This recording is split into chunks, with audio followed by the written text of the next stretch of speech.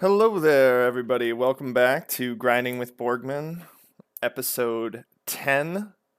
No, 9. Sorry, episode 9. I'm jumping the gun a bit here. Got so excited about actually hitting 10 episodes. I think we have to hit 21 for this to be considered a habit, right? What is it? 3 weeks of steady, uh, you know, input in order to start forming a habit. Um, But anyways, welcome back to Grinding with Borgman, episode 9. Thank you for coming and uh, joining us as we, grind through our daily tasks. Got the music playing. Hopefully, I've been trying to dial that in a bit more. Hopefully, that is at an appropriate level and, still audible because I was having trouble with some of the pickups the last couple episodes. But today we're going to be getting going with our gesture drawings as per usual, but also we're going to be starting something new. And actually, I want to thank one of our viewers for kind of sparking the idea in me. He, our guy from Finland there, he, was talking to me Monday about space news and stuff. We were talking about like the sounds a black hole makes because black holes make sounds, which is really awesome and wild and cool. And talking about the new planet that was discovered 100 light years away that's larger than Earth and basically completely covered in water. And we were just getting into some of the cool stuff that's going on, and I actually decided to kind of incorporate that. I want that to be, some of the focal points, some of the some of the jumping off points that we use for uh, this is going to be a view from behind, for our, just conversations and stuff. One of the issues that I have, and I feel like a lot of other people are starting to have that issue too, is that our news, the news of that we are provided with, is no longer trustworthy. Like, it's not, regardless of who you believe or subscribe to, or like what belief system. Toasty Whooper, hey, how's it going, man? Just talking about our conversation on Monday, and some of the decisions that I was making for the channel moving forward based on us just chatting and what we were chatting about. But yeah, no, like the news cycle itself is just bad. It's bad. It's sensationalized. It's just trying to get people to feel things, whether that's positive or negative emotions. It's just looking to incite mostly outrage because the baser human emotions are the ones that are easier to play on. So I want to highlight some of the non-political news. Some of the breakthroughs in science and medicine, and talk about some of the more exciting aspects of humanity on this channel moving forward. So yeah, I want this place to be, a bastion for people who are just looking to get shit done and want to contribute in a positive way and learn about how other people are contributing in a positive way to our species and our place in the universe, and just all that stuff. So yeah, so in the spirit of that, regardless of what you believe politically, what news channel you do have on your television most of the day, uh, all of that doesn't matter here, and we're not going to be talking about it. We're gonna just be talking about some of the cool stuff, like, for instance, uh, there was they just launched the first test flight with mannequins inside. NASA just launched the first test flight that of the capsule that eventually will be used for like Mars missions. Like we're gonna be colonizing Mars you know, within, well, most of my viewers' lifetimes, if I have any viewers, um, aside from you, Toasty, uh, you'll be with us every step of the way. But yeah, no, they're orbiting the moon because one of the everybody like scoffs at the concept of a moon base, but one of the perks to having a moon base is the lower gravity, so it would reduce the cost of missions to Mars exponentially. Because one of the most limiting factors is having to break Earth's atmosphere. So if you have already broken the atmosphere and you're launching from, our naturally occurring orbital satellite, um, well, then you can do a lot more missions for a lot lower cost. Yeah, it's gonna be super cool. Um, I might actually get to be a space pirate someday. Uh, I just want to live like Outlaw Star. That's great anime if you haven't watched it. Um, I mean, honestly, more like I think I'm a bit more into Cowboy Bebop, but that's just because the jazz, um, that high tempo jazz, you can't not love that. Oh well, hey, uh, I don't know if they have Finnish dubs, but your English is good enough, my man. You could watch the English dub for sure, uh, and or sub. I mean, because it just sounds better in their native language. I'd much rather read the subtitles and hear the native language than hear a different voice actor. But yeah, Outlaw Star and Cowboy Bebop, check them out. Um, Great space animes. Uh, But if you want just like hands down the probably the most realistic space show or show about space travel that, we're going to be experiencing in the next 100 plus years. Um, no, it's not Dookie. Dude, you use Dookie. That Dookie I feel like is an English idiom all the way, you know? That's a who else uses dookie for the word poop? um, but no, if you want a really good live action show, that's probably the best space um, representation of space travel in the near future. The Expanse. The Expanse is incredible. Uh, and there's actually God, I wish could remember his last name, but there's a YouTuber. uh, the YouTube channel is Because Science, but the host's name is Kyle, and I can never remember his last name. He's got a gorgeous mane of hair, but he actually explains the science and the realism behind the Expanse, um, and their attention to detail for like space travel and the issues that we as humans are going to have to resolve within that type of travel is absolutely astounding. Um, so like you know, uh, I just started watching it with the lady, and she's getting into it too. I only watched the first season. I mean, aliens come into it at some point, I'm sure. I mean, it's space, but just dealing with the realities of space travel is freaking cool. Um, like they have to turn around. They have to turn this giant ice freighter ship around, and when you're traveling in space, you have nothing but inertia. There's nothing slowing you down. Like you're just traveling at a speed. Nothing's getting in your way. No resistances. So in order to turn around, they have to flip the ship, and it's still traveling. So it's traveling towards point C. They flip the ship, and it's still traveling towards point C. So, you know,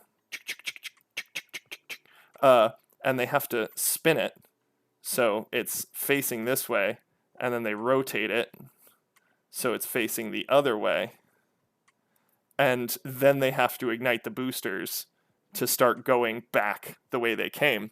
And like the entire crew has to strap down into seats, inject themselves with this like high G maneuver fluid so that way their blood doesn't pool and they don't pass out and they don't like get, go into cardiac arrest and like or just like lose brain function and stuff from it, because of the G forces that they would experience from their bodies traveling this direction and then in space decelerating and traveling in the opposite direction.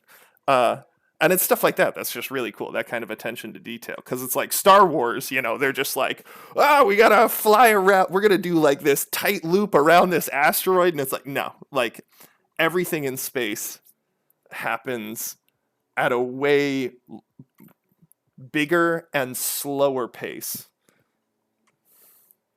The like hyper accelerator that they kind of want to create to basically like start a ship out in space in our orbit, and then like it like passes through this mechanism to slingshot off the planet. Is that what you're talking about? Kind of like the Mass Effect relays in the game Mass Effect, but using gravity.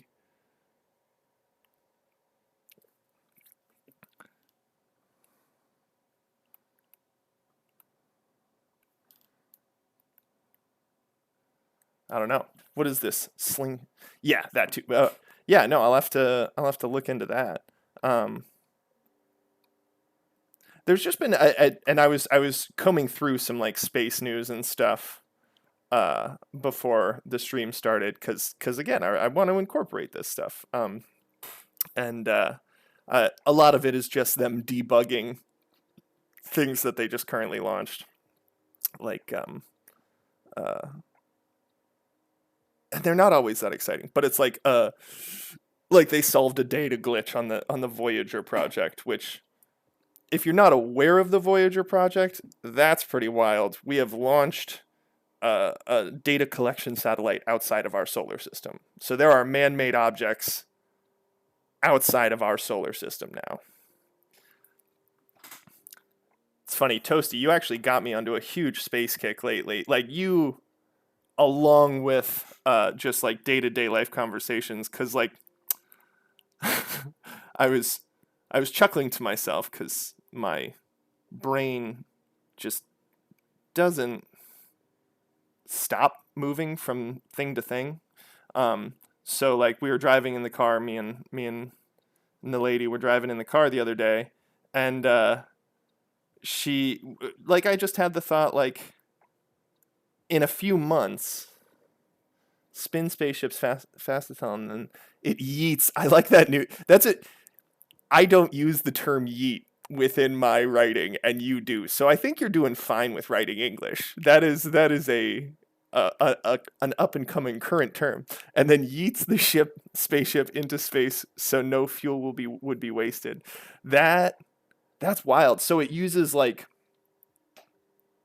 spins the ship fast as hell and then yeets the ship into space. I wonder how it does that. I'll have to, let's see. Let's check this out. Spaceship slingshot. So it's not the gravity assist slingshot.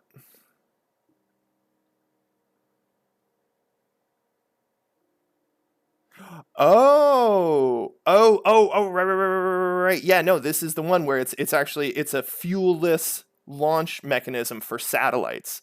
Yeah, no human being could actually like be in this thing. The A33 suborbital mass accelerator. Yes, I have heard about this, and it's amazing because what's great about it, one of the things that sucks for building stuff in space is the spin launch. Yeah, any mass that you want to bring into space means that you have to load that much more fuel into the spaceship, and then the fuel has mass. So it's like this horrible equational conundrum of like you eventually, the more you need to bring into space, the more fuel you need to use, the more fuel you need to use, the more fuel you need to use to haul that fuel. So it just like becomes this like exponential problem. So we can eventually, you can only bring so much into space per trip. But with this, you will be able to just launch payloads of raw material or of materials into space without using a shuttle piloted by anybody. So like no fuel required. So we'll just be able to just, yeah, no, yeet. I got to start using the term yeet because for chuck as hard as friggin' possible, I guess would be the definition of yeet. But yeah, no, that's super cool. And that's actually going to be like one of the things necessary for us to like build a moon base and stuff. Because it's like, I mean, the cost is crippling to have to like try and bring materials into space. These are very stretched out figures. Like, there's a great artist wrote the graphic novel Kings of Nowhere. Give it a read. Coterie Inc. But he does these like really stretched figures, and I like it. And also Warwick Wong. Very dynamic and flowing figures. This one, he's pelvis forward. He's in the middle of doing the flossing dance, actually. That's because space is hopeful. That's why, because the planet's not looking too great right now, Toasty. Like, and that's why we're here, because space is hopeful, and creating is hopeful, and like putting that stuff out into the world is important right now. Putting that hope in the world is important right now, because things are looking a little grim. Otherwise, you know? So, yeah. There's a reason that Star Wars Episode 4 is called A New Hope. I know that has to do with the Rebel Alliance, everybody. Calm down. And the birth of a new Jedi. Unfortunately, there's no real hope for the Star Wars franchise anymore. Unless they do another Rogue One. Just do another Rogue One. Because that was the last amazing Star Wars movie. That's all we want, is we want Rogue One 2. You know what they should do? They should start doing Kyle Katarn movies. Any of you not familiar with Kyle Katarn, he is a character from the extended universe based in comic books, video games, and novelizations from the Star Wars universe. And he is a mercenary who discovered his force powers and became a Jedi and helped Luke found the Second Jedi Order. Very cool character.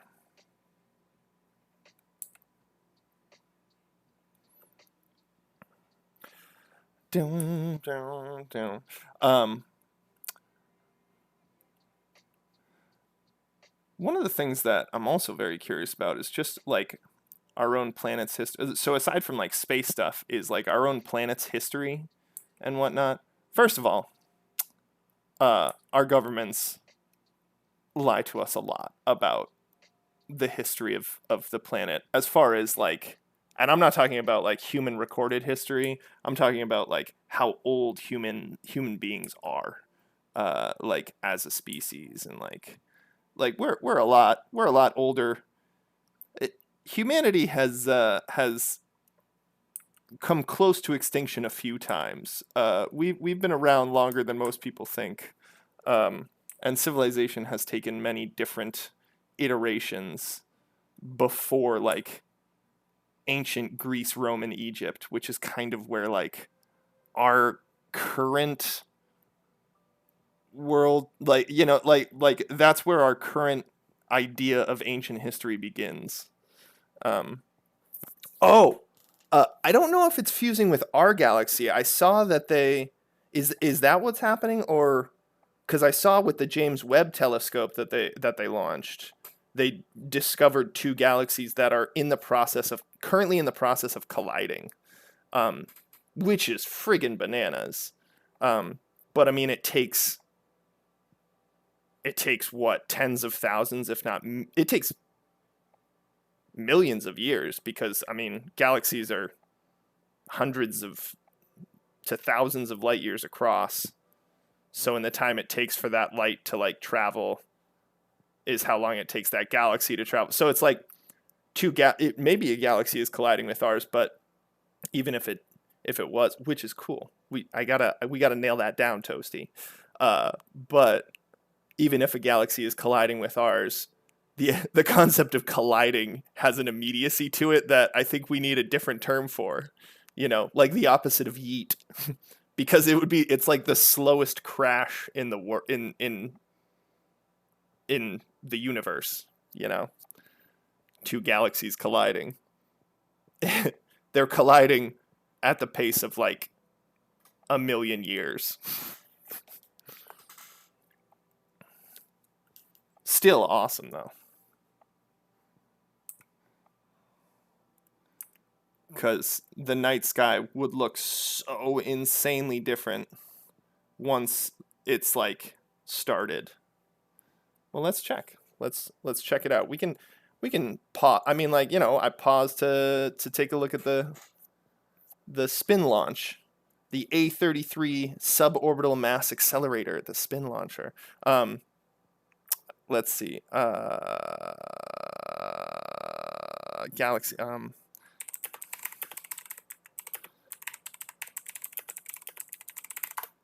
Please enjoy my Razer cherry red keyboard. Oh yes, okay. So we are going to the Milky Way galaxy. Our galaxy is going to collide with the Andromeda galaxy in about 5 billion years. We are drifting towards each other. So yeah, like we are colliding, but oh, my apologies, everybody. There's a ring at the door. I gotta go grab that.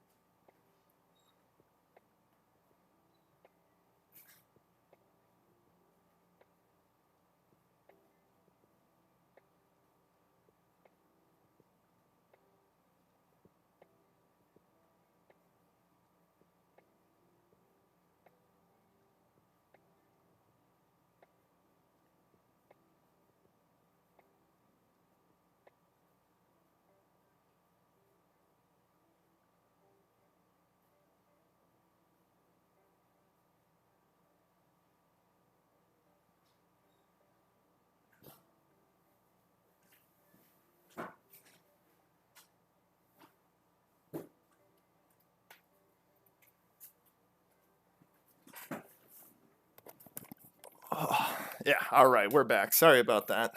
Amazon deliveries and whatnot. They never talk about how to seamlessly go from one to the next. Huge city found in some rainforest. Oh yes, this is actually crazy, Toasty. This actually goes back to the old civilization thing. There are massive pyramid and like city structures underneath the Amazon rainforest that they found with laser satellite imaging. And like these, like they span like the entire jungle. People used to just think they were hills because there's so much vegetation, and they're just climbing over the vegetation and these hilly, structures, not realizing like that these are lost civilizations. Yeah, and akin to that, there are these massive structures and designs in the side of the Peruvian mountains that can be seen from miles out to sea, and they realize were used as like navigation markers for civilizations that sailed across the Pacific Ocean long before, you know, modern, Renaissance era navigation, like civilizations that like knew about stars and used star charts long before. I mean, they made Moana, everybody's starting to know about that, but um well, one of the other theories, yeah, no, I haven't heard the virus or bacteria theory, but one of the other theories is definitely has to do with there was a massive extinction event about 14,000 years ago, the Younger Dryas extinction event, um, and about like 14,000 years ago. And there is belief that like the human population dropped down to like the thousands during that time period, like following that extinction event, um, and then recovered, uh, but that whole civilizations were wiped out. Actually, one of the evidence markers of the Younger Dryas extinction event is the Sahara Desert, and there's actually a great, semi-great YouTube channel. I really like some of his content when it's talking about like Earth history and some of the like the historical stuff. But then he also gets into some political stuff on occasion. So I'm not a big fan of that. But like when he's focused on the ancient human technologies and ancient civilizations that we kind of like don't know about, it's great. Bright Insight is the channel. But he talks about the Younger Dryas event and the Sahara Desert, and one of the reasons he focuses on that is there's something called the Eye of the Sahara, or the Rakat structure, which is in the Western Sahara Desert, and it's in the middle of nowhere, and it is now strongly believed to be the site of Atlantis because they've found pottery shards and arrowheads and all kinds of human uh, detritus, uh, and the Rakat structure has the exact measurements described by Plato's writing, to like the three concentric rings with there's a lot of salt on the ground, evidence of salt water. There's like these um, uh, crazy erosion patterns in the desert that indicate massive amounts of water swept across it, um, and very similar to structures found in the Rakat structure. So this is and it's not something you're really going to hear about, but yeah, no, there's strong evidence that Atlantis was in the Western Sahara Desert, um, like based on the writings of Plato, based on the positioning from ancient maps of Atlantis in comparison to Greece, based on the fact that the Sahara used to be a jungle and was also covered in water. Um, and the Rakat structure is on top of what is essentially a magma bubble underneath the surface of the Earth. And those bubbles there's actually one under Antarctica right now that they're having issues with, because it's I can't remember if that one's growing or shrinking right now, but the point is pressure can build and it can suddenly change the elevation of the structure on top of it, either up or down depending on what's going on below the surface. So yeah, crazy stuff like that.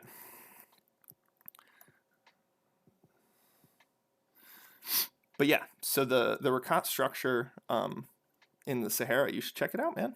Bright Insight. Uh, Borgman. Borgman is it's my last name. Um, I'm very Polish and German. Uh, Yes, apparently my last name translates roughly to man of the town, uh, or Burgerman, or Bergman.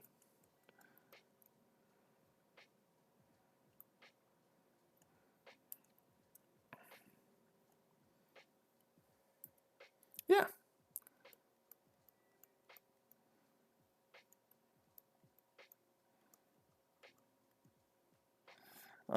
But yeah, so and then that structure was kind of wiped out during the Younger Dryas extinction event, uh, 14,000 years ago, when the surface of the Earth just shifted dramatically. Um, and sometimes people will talk some BS about like the poles reversing, like the North and the South Pole having different magnetism and stuff like.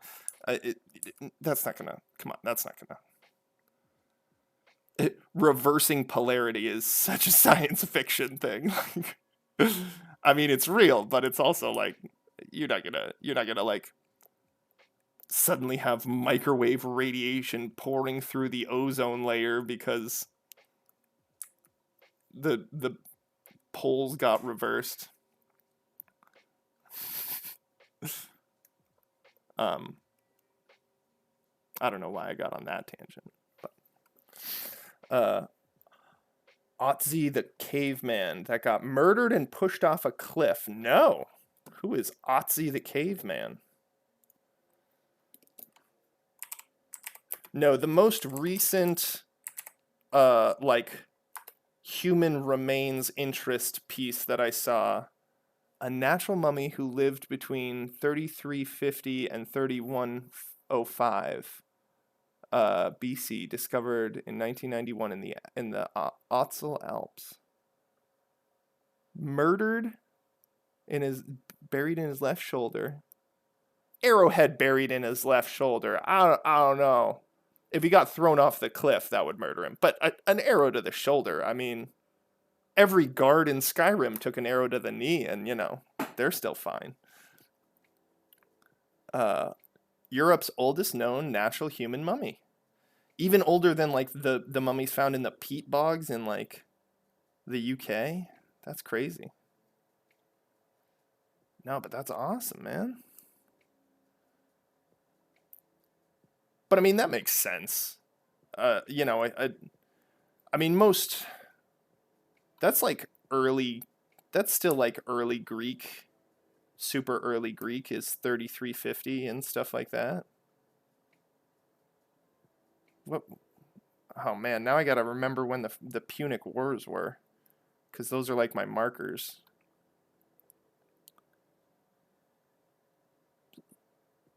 So I could believe some tribal people living in the Alps and stuff. I mean, just north of Italy, where Rome began. Wow, that's crazy. Seeing the pictures of him when he was before they exhumed him. Just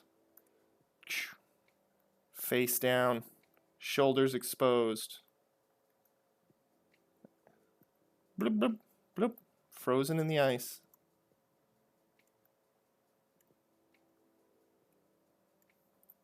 Dang.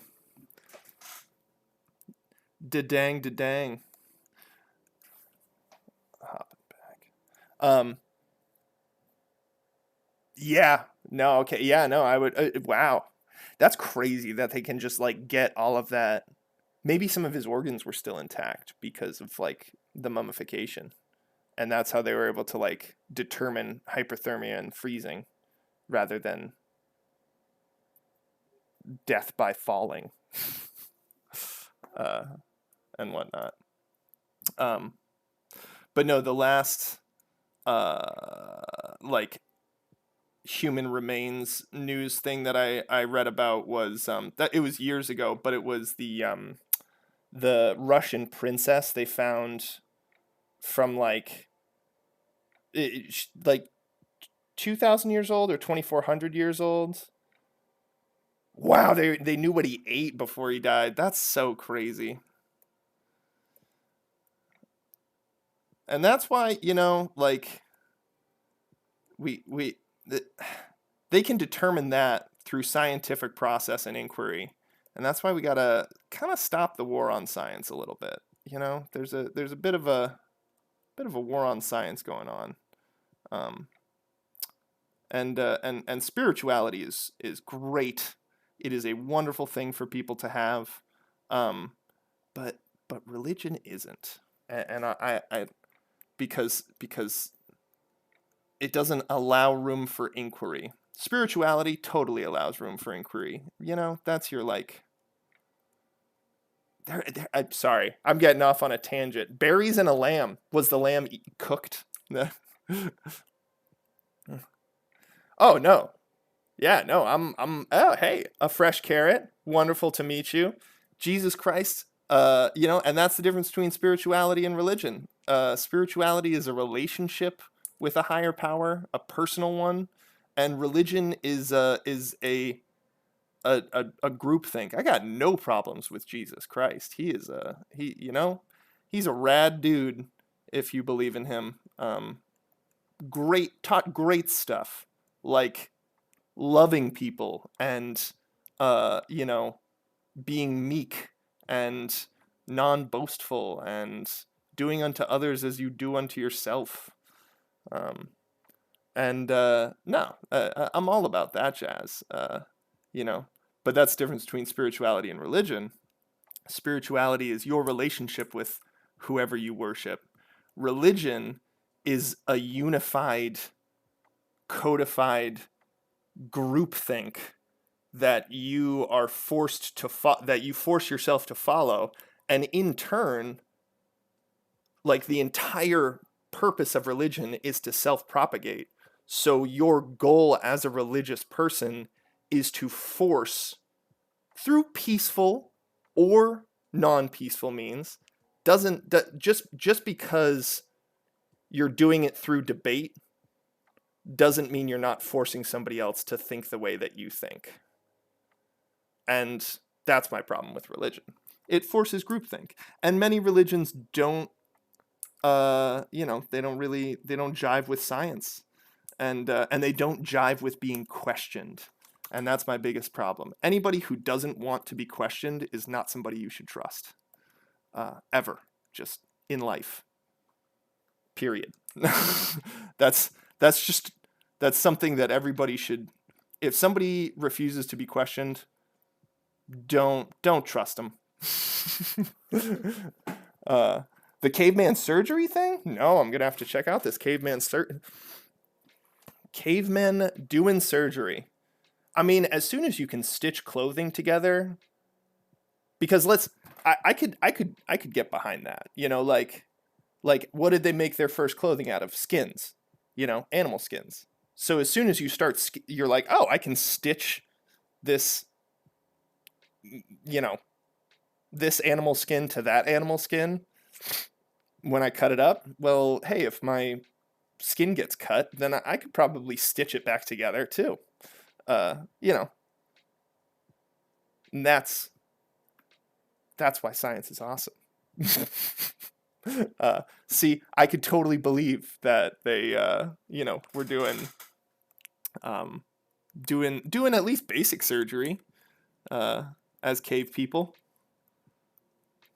Soon as you turn a bone into a needle.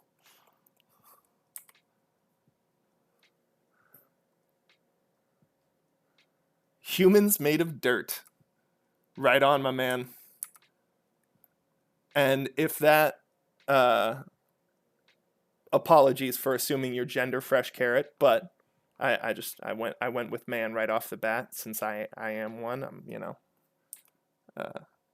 But regardless of that, yeah, no, you can. If that's what you believe, I'm down with it. It's all good.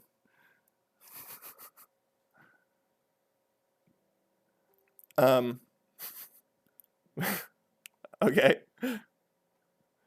You can Google if humans are made of dirt and we get dirty. We get dirty and take showers. Hey man, you're made of star stuff, fresh carrot. You're the same elements in stars elements that have been in the galaxy since or in the universe since the dawn of time. Oh, missed your thing. What was that? Caveman skeletons all over, found with circular holes in their heads. Oh my gosh. That's that's nuts. What if they're like, what if they were lobotomizing people, like to make? I mean, a frontal lobotomy is just a hammer and an ice pick. So I mean, and that makes people docile and non-aggressive and not have a personality. Just basically turns them into manual labor robots. So I wonder if they discovered that early on and they were doing it to us from the beginning. But all right, we're at 2:11. We've been going for 40 minutes, so it's time to didn't get as many gesture drawings, but you know, we're getting our warm-ups in, just getting our marks down while we were talking all this stuff. So we're gonna just save this and get started on the showdown piece. Oh,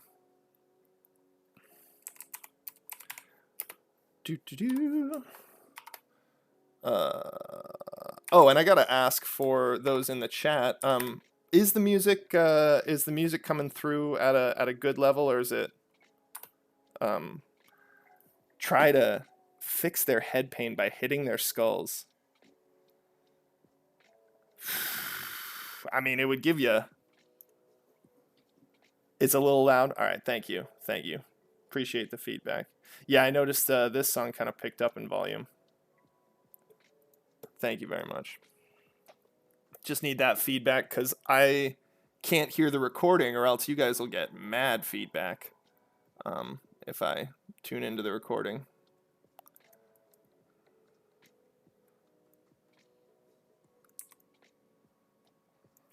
But we're gonna save this, close it down, and we're gonna get going on this bad boy again now that we're done the warm-ups.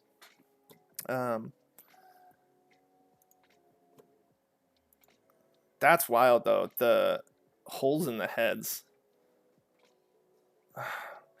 That's like they created the first, I mean, you know, if we're gonna steer into medical science a bit here, they created the first you know, like nanobots that can self-replicate. So that's a scary thing. Just removed a piece of the head where the pain was. Yikes.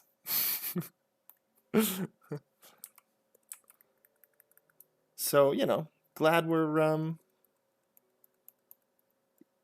advancing our scientific you know, process a bit. So that way we're not just removing pieces of our skull when we have a headache.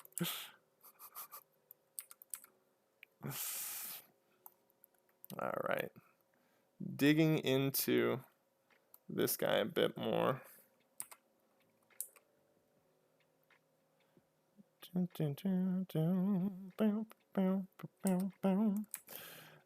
Man. Well, I hope we didn't scare you away, Fresh Carrot. You know, I don't want you to feel ostracized for having beliefs other people don't have. It's not the goal. Goal here is, you know, to be as inclusive as possible without getting into any kind of the BS news that inundates our daily lives so much right now. And just talking about the cool things humans do, the cool things that we're capable of, and the what other grinders in the past have managed to accomplish through grinding. You know? That's really what it is, I think. It's a kinship. We want to feel that kinship with people who have accomplished amazing things. Like getting rid of headaches by removing portions of skulls. Not that I'm saying you should do that. Don't remove a portion of your skull if you're getting migraines. probably drink more water, honestly. Um, that would be huge. Every human, well, not every human, but most people are dehydrated pretty much constantly and don't realize it. Speaking of, it's that water break time, everybody. Here you go. This is going to be a little ASMR water drink for you.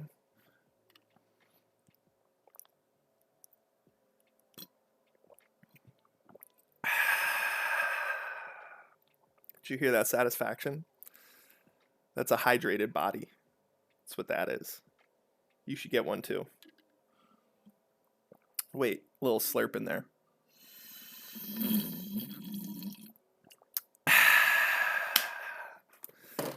Can I draw? I mean, I'm trying. I'm definitely. Can I draw IRL people? Yeah. No, I've done portraits. I do portraits on occasion for people. A lot of people have been doing in real life people, IRL people in real, like in front of them, like kind of an advanced caricature artist almost. Is that what you're asking?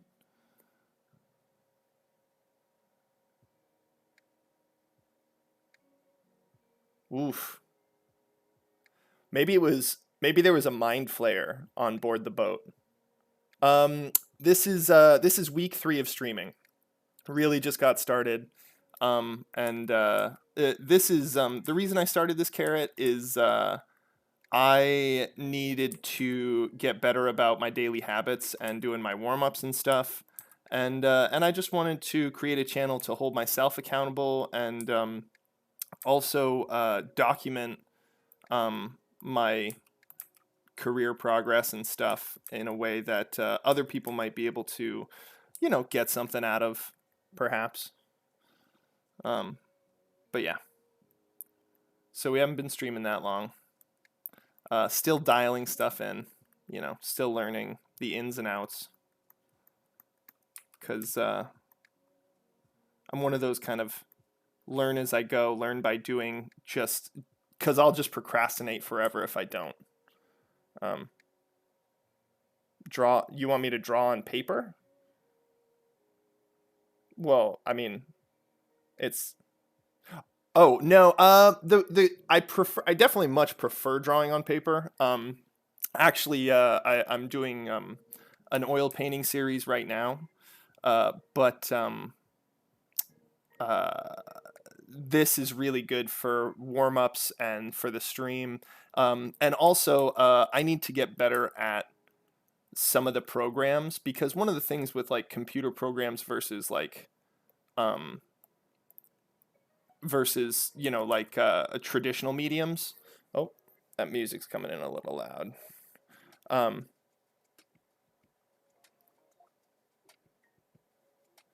Yeah, these all get uploaded to YouTube. There was a golf ball sized ice ball thing. I don't know what they're called, but the ice balls. Oh, hail.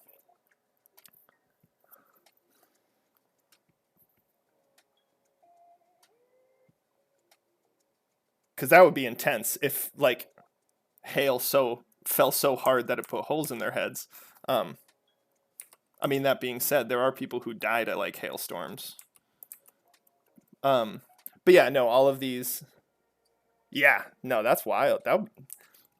That's believable. But like putting the holes in their heads, that would be some intense hail. Like it would probably if somebody died to hail, it would probably look more like blunt force trauma than like an actual like hole. I feel like. Um, uh, but yeah, Carrot. All of these get uploaded to YouTube as well, and it's all the same channel. Or it's all the same name, Borgman Designs. So if you did want to look it up, please feel free to. We're going to be doing some other kinds of videos as well at some point. Yeah, no, I draw some cartoons. On my website, borgmandesigns.com, you can see some of my cartoon work that I kind of do for I've done for people for like marketing purposes and stuff. Or rabbits. Cartoons or rabbits. I have a sneaking suspicion that do I don't know. What do you where do you hail from a fresh carrot? Just curious.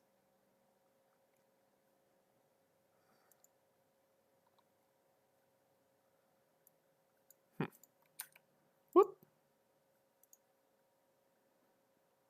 Oh, I did something. See, I don't know this. Oh, close that. There we go. How long have I been drawing this painting for? This one? This is so we're going through I'm not the best with organization, so I was going through and cleaning out some of the hard drives, and I found a bunch of old paintings that I started and never finished. So part of the stream is going to be me going back through and exercising some of the things that I've learned over the years, and finishing up old projects that I never finished and making them better. And we're probably gonna sell them as prints or stuff, or and stuff like that for the viewers, um, on like our Patreon or on the actual portfolio website. So, yeah.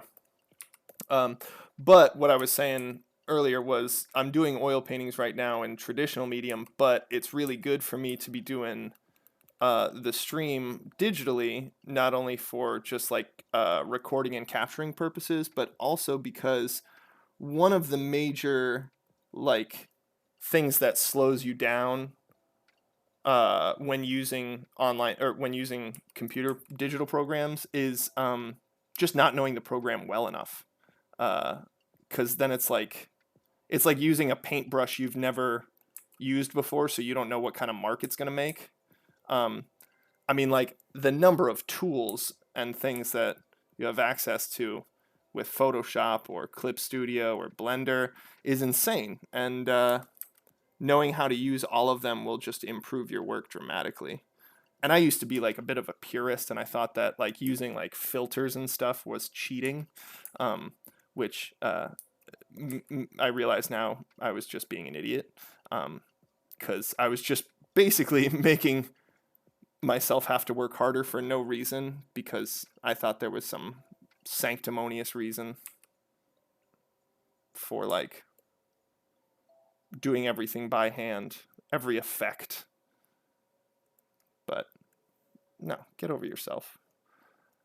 Pretty soon, artists are just going to be great writers are going to be the next best artists because of AI drawing soon.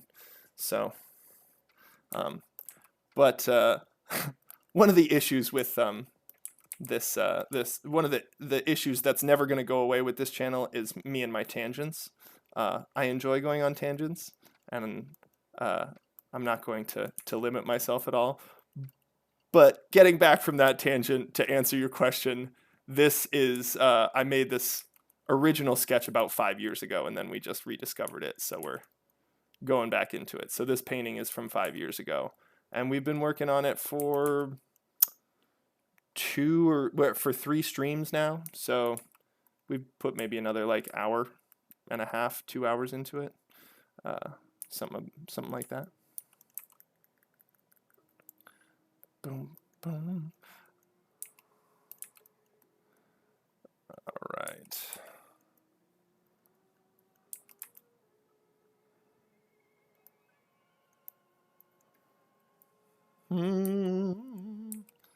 All right, let's see. We're going to go down there. We're going to grab some of this darker. How did you know everybody is originally from Africa? Well, I mean, that's and I'm not sure how accurate that is, but like the whole belief for that was the Tigris and the Euphrates River and the cradle of civilization and all that jazz, right there in what is essentially like, I think, what is that? Right around Turkey and Afghanistan and Israel. I'm not feeling this jam. Let's hit up the next one. There we go. Yeah, no, this is better. A little a little darker for this scene. But yeah, no, I'm not sure how accurate that is because when did they claim that? You know, how many decades ago was that the claim that was made, and how much has come out since then? I mean, we were just talking about, you know, these civilizations that stretched across that sailed across the Pacific, you know. Um, I would assume that the reason most people believe that civilization started in Africa is just through this theory of evolution and the fact that like that's where great apes you know, that's everybody believes chimpanzees, and it's like are the origin of our species. So where are chimpanzees? In Africa? But you know, I feel like that there's other possibilities,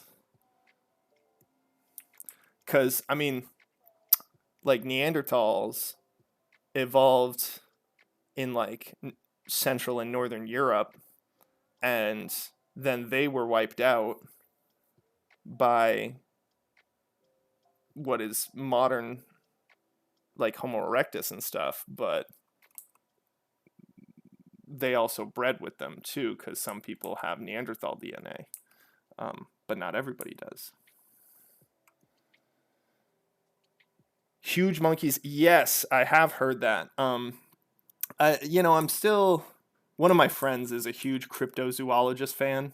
Cryptozoology is like Bigfoot and Chupacabra. It's you know, those things that it's the conspiracy kind of portion of um well, zoology. And he loves showing me videos like that. He's like, I'm not saying I believe they're real, but dude, did you see that thing that like chucked a tree? And I'm like, all right, I don't know, man. Like, it's pretty easy to doctor these kind of videos. So, um, I'm not sure. I have heard of these giant apes that are bigger than humans. Um, but to that point, there is in early colonial history in Africa, they trained a monkey. That first of all, colonialism in Africa, one of the greatest sins on our planet. Let's just be honest. That was horrible. But cool little story that came out of that. Train operators for like rail switching train tracks. They trained a monkey to do the to switch the train tracks. They trained a chimp to switch the train tracks, and they paid him in booze. This is a real thing. There was a monkey that was employed by a rail company, paid in alcohol to switch the tracks for trains in colonial Africa. So yeah, kind of a sad and funny thing. Um, not only are monkeys trainable, but they like alcohol, much like we do. Further evidence of our evolutionary link, right? Yeah, the train monkey, exactly. What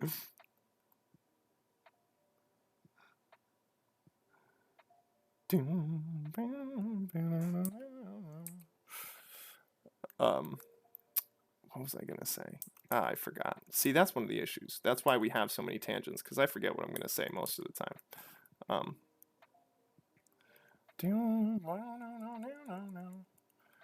Which is nice. My fiance and I, we have conversations that span weeks, because we'll be like, hey, oh, I remember that thing that we were talking about the other day.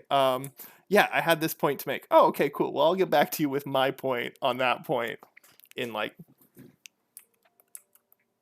a couple days. It's also why my friends struggle to have debates with me, because it takes me forever to get to my point, because I will establish as much background information as possible prior to actually making my point. I feel like it's important to understand the decision-making process, you know, like or the thought the thought journey required. Um, have you heard of the huge lions that got separated by water? No, I didn't. But I have heard about like the huge bears that. So this goes back to the Younger Dryas extinction event. There were these massive, massive bears uh, that occupied all of North America. Um, and they believe that humans were only able to settle here because of the extinction of these bears that occurred after the Younger Dryas extinction event, um, which is wild. Like, I mean, like these things, like one bear could take out a whole town. These things were huge. But yeah, no, I haven't. I haven't heard about these lions. This is akin to those like lions that, because they like recorded how huge lions used to be like in Greek times. And part of that I thought was because people were just smaller back then, but also no, apparently there were a massive species of lions. Like that's why one of Hercules' tasks was killing that like giant lion in Greek mythology. Um, that nobody else could kill because it was one of that species of lion that you're talking about, Toasty.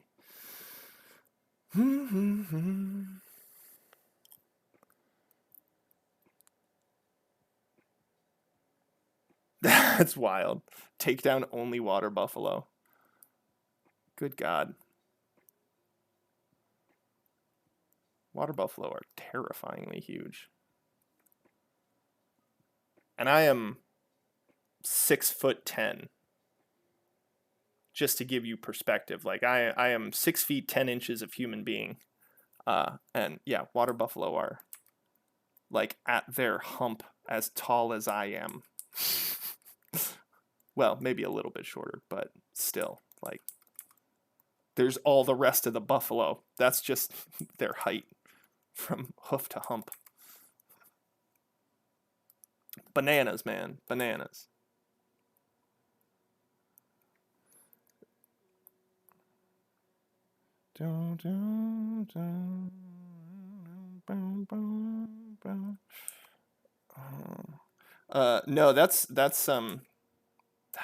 No, that's wild with the the lions. That actually makes me think of like the mystery of the Easter Isle people, where it's like they don't know how these people. There was like a whole civilization on this like evidence of a whole civilization on this island, but nobody on it. Um, and yeah, um, has to do with them like just manipulating their ecosystem to a point that it was unsustainable anymore. You know, kind of like we're doing now. Um, we have manipulated the planet to the point where it will not be able to sustain us soon. But no, that was like so they chopped down the trees to make chop down the trees to make their like buildings and stuff, but then there were no trees for or there was no woods left for like the boar that they hunted on the island to like breed in.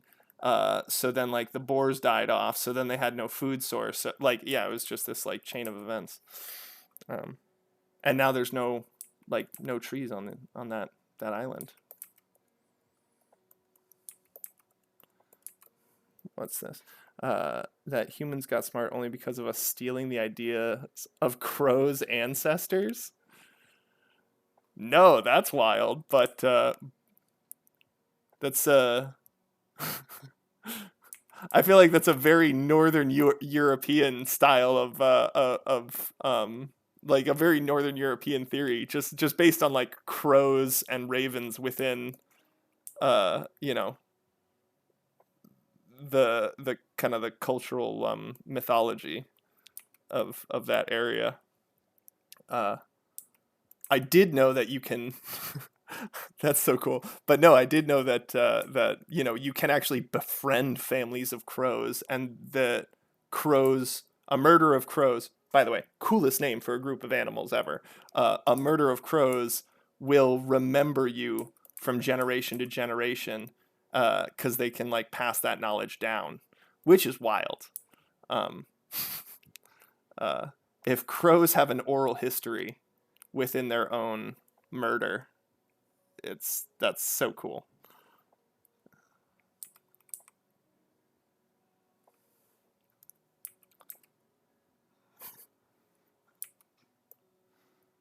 And by the way, not saying that murder is cool. I'm saying that the term for a grouping being a murder is pretty metal. Let's be honest.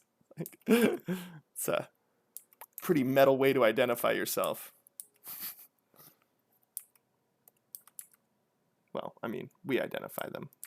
I have no idea how crows identify themselves, but it's very clear that they do, since they're able to somehow pass down information from one generation to the next.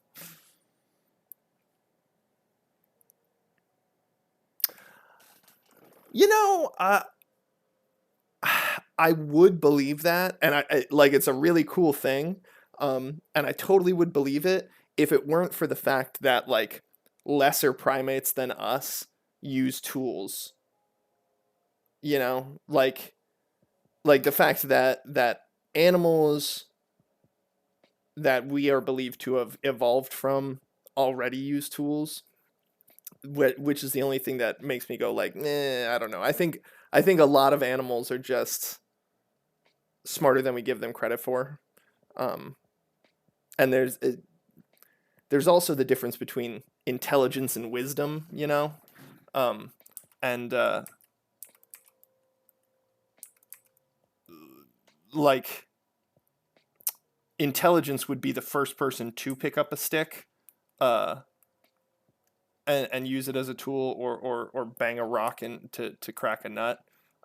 Wisdom would be, you know, seeing it and being able to copy it, and or also passing that information on to those near you, having the wherewithal to do that.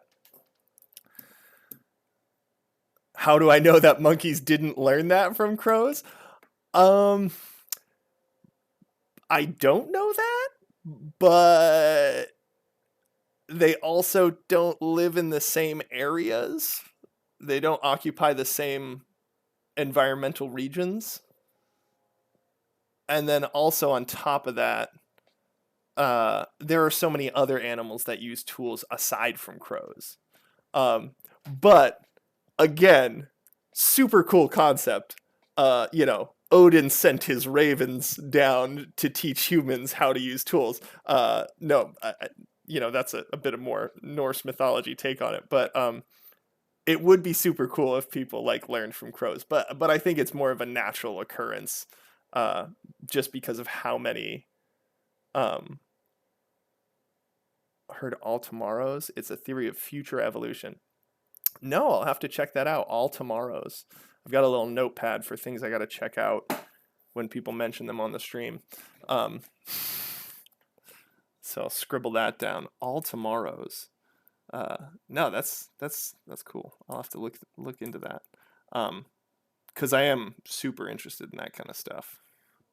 How will humans evolve from where we are now? I mean, we're gonna go cyborg, 100%. But still,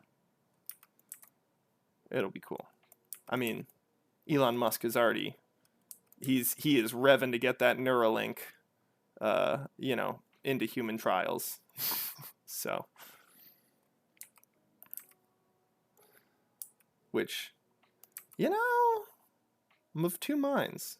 I think I'll go for Gen 3 or 4 Neuralink, you know? You don't want to not do it for too long, or then you'll become a second class citizen. That's one of the issues with forced evolution, either through eugenics or genetics or biomanipulation or cybernetics. You know, like you eventually have to participate or you'll fall behind, and no longer be a viable member of society. Uh, but yeah, um, I'd wait till like Gen 3 or 4. You know, I mean, the first iPod was shit, wasn't it?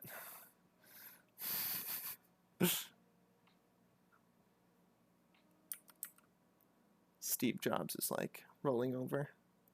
How dare this no-name piece of crap who's doodling diminish my company's achievements.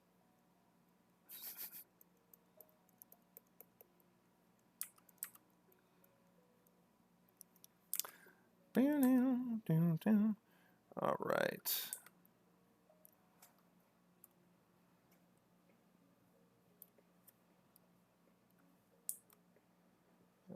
We're going to need to cut that one out just a little bit like that. There we go. We're going to go and grab this. Nice bright for the rim lighting. Got to remember that rim lighting, people.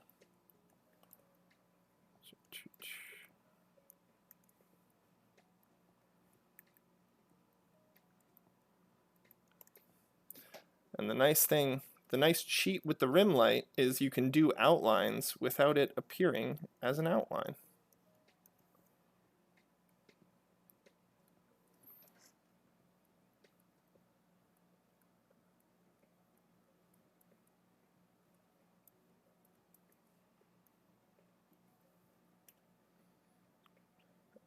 And as a surface plane moves more and more parallel to your eye line, it becomes more reflective. It just goes back to us learning physics to improve art.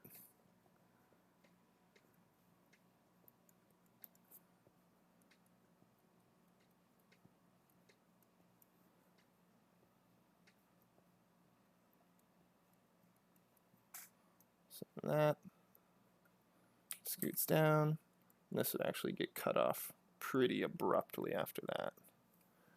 The book is a little fantasy, I guess you could say. It has aliens that change, evolve humans into weird animals and make people perfect for slaves and stuff like that. I highly think you should check it out. Yeah, no. It's a little like it's kind of like pushing the concept of that old book Time Machine, with the Morlocks, where they had the super advanced humans and intelligent humans, and then the dumb humans, and it created a dystopian society. Then there's another one where, and I wish I knew the title for this book, but it's kind of along those lines, where we evolve to the point where normal humans no longer recognize this like further evolution of humanity, and then we end up enslaving ourselves as like people who like left the planet, come back, and then they discover that we discover that we've been like, performing horrific things to like our own species and whatnot. Just craziness. And I love stuff like that because it's illustrating our some of the dangers of our hubris. I've been making the joke a lot lately, just in conversations with other people, when I just want to like have that pretend outrage. We were so busy wondering if we could do it, we never asked if we should do it. And it's that's just one of the dangers of science. That's one of the things that we need to reconcile. But I feel like that's a lot more like there's some of that in the scientific community, but it's a lot more responsible than that. That's a much more like corporate approach to science, where it's like we were so busy trying to figure out a way to do it that we never stopped to think if we should do it or not. And that's that's one of the things that sucks about capitalism. Even though capitalism is a good system, eventually everybody will just be attempting to wring as much profit out of everything as possible. at the expense of, well, everything that we value. See how easily these tangents flow, Carrot, just from one to the next. Training hawks into killing wolves with one strike? No, that's wild. I mean, like the only, I mean, it depends on the wolf, I guess, because there are some really small wolves out there, like in North Carolina, here in the United States, we have a red wolf, which was once an endangered species and is no longer endangered. So congratulations to the red wolves. But yeah, they're a smaller species of wolf, so it would have to be. I feel like it would have to be a pretty intense hawk.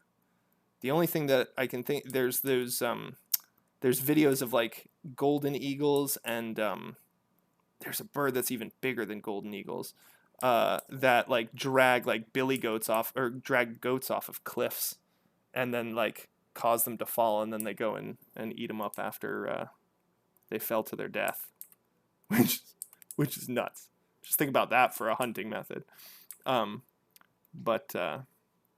no, what kind of hawks are these? Aim for the back of the head. So okay, yeah, no. But I still feel like it would have to be a pretty small species of wolf, you know. Although that is like the weakest point on the skull, right there where the skull and the spine meet. Like that's definitely the best spot to go for.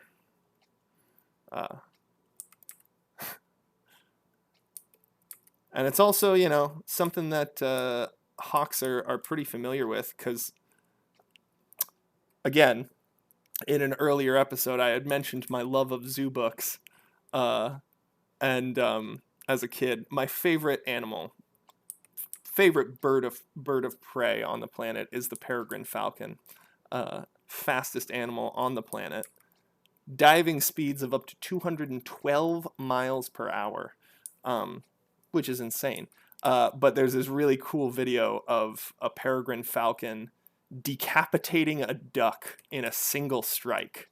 And they have to slow the video down for you to see the falcon at all. It's crazy. So I could totally see, you know, they know to go for the head. So I could totally see hawks being able to do that. I just 3 or 4 times the size of the. Okay, yeah, no, and that's completely reasonable to me. Yeah, no, I'll have to look into this. That sounds awesome. Is it like Mongolian, like, because I know like they're super into hawking and they're still in Mongolia. There's like they still heavily use like hawking and falconing. And I also know that they still do a lot of like nomadic like herding and stuff like that. So I wonder if I wonder what the area of the world they're doing this in, because it seems like it would be very it's like for practical reasons. It's not like sport hunting where they're like sending hawks to kill wolves, you know, like fox hunting in New Jersey or something like that. You know, this feels much more like a practical, like protect your cattle kind of thing. I'll have to look into it. So now I've got 2 things. You just given me a list, Whooper.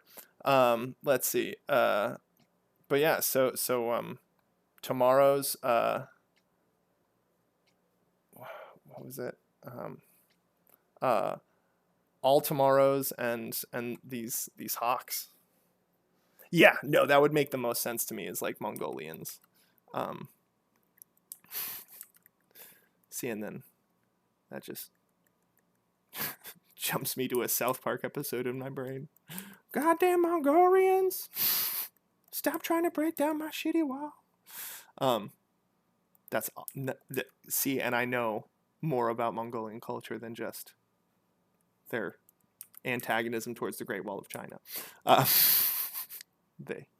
They are into hawking and a nomadic culture. Also, so many people on the planet have Mongolian heritage in small percentages. because Genghis Khan, uh, he he sowed his wild oats everywhere. Um, there is a vast percentage of the population that is descended from him in some way, shape, or form, which I think is amazing. Uh, uh, I did not. I did see a thing about a deer and a bear becoming friends. I think it was a deer and a bear, but I didn't see the thing about the bear and the wolf. That's really cool.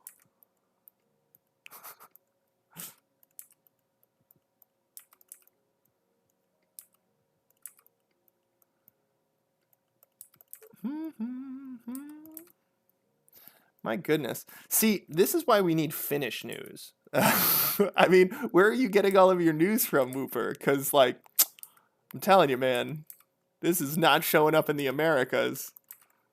All we're hearing about is how Joe Biden fell off a bicycle. No, that's old news, everybody. I'm kidding. But my point being, all we get is political stuff for people to laugh at one person or another, and incite anger and frustration. Not this joyous news of a bear and a wolf. But see, even your YouTube is better than ours then, because ours is just my YouTube right now. Let's see. So my YouTube right now tends to be Elden Ring videos because, Elden Ring videos of like invasions and weapon showcases. Chase the bro, great guy, very positive person.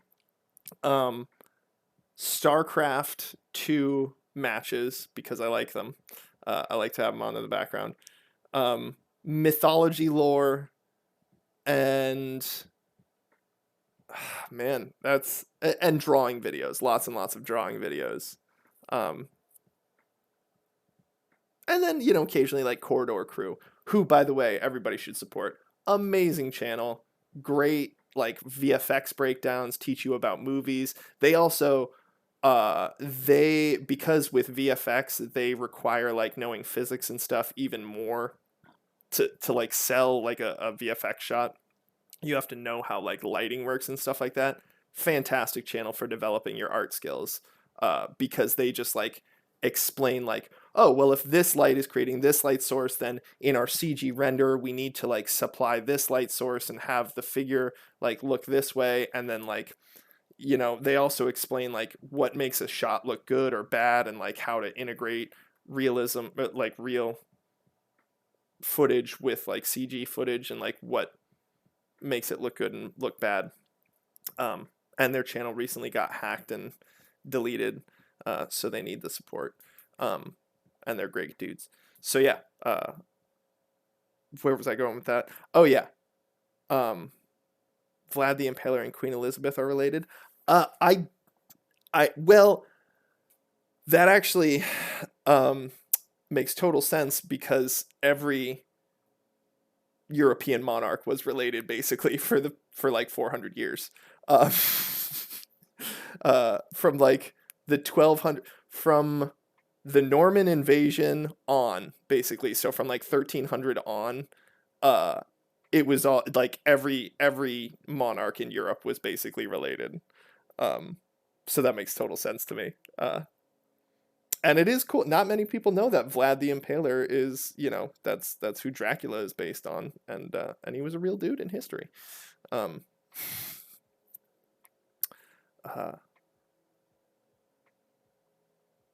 I mean, that's sweet. Are you taking that Vlad the Impaler energy into your own career and daily life? Because you should use that as fuel. To power your ambition. I am probably related to Vlad the Impaler, and if I'm not, I'm gonna prove that I am by doing some crazy awesome stuff. Well, first of all, that's a little blown out of proportion. he was not a good dude to his enemies, but he was an effective leader, um, for sure, of his own people. That's the thing. Two sides to every story. Or am I? Yeah. No. Uh-oh. Somebody just go, you know, check out Whooper's backyard. Make sure that there's no like warnings posted. I'm getting you docked right now. No.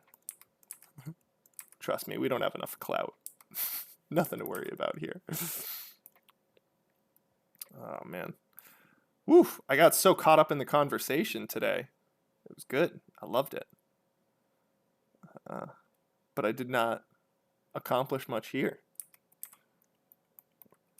We gotta make this armor more battle scarred now that we've kind of got the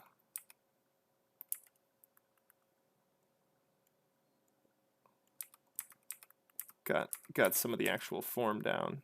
You know, it's gonna have notches in it from where people have hit them and some defects. We'll shear this off. That one got shorn off. Actually, since this one got shorn off at this angle, we're gonna actually change the cut.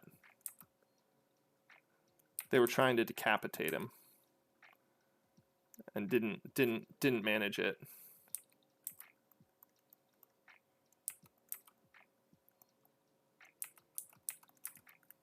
Messing all this up. There we go.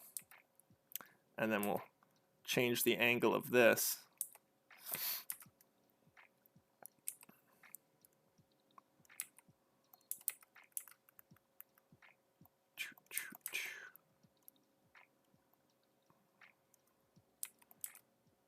There it is. Oh yeah.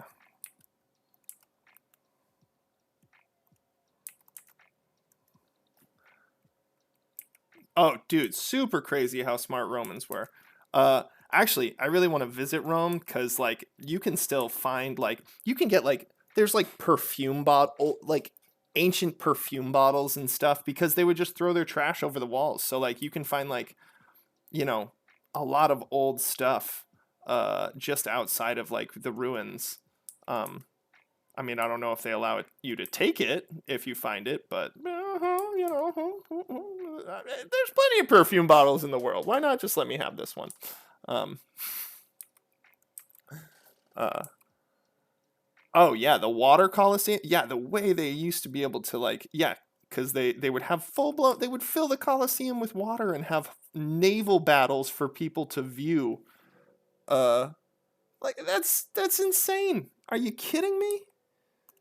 And then Rome fell due. Oh, sorry everybody. That's actually where we're gonna end the stream because I'm getting another doorbell ring. I gotta go check the door. But it is also 3 o'clock, so finders keepers, losers weepers. On that note, Toasty, thank you for joining me again today. Carrot, if you're still in, a fresh carrot, thank you so much for participating in the chat. And please, everybody, you know, just learn something new today. Keep grinding. Enjoy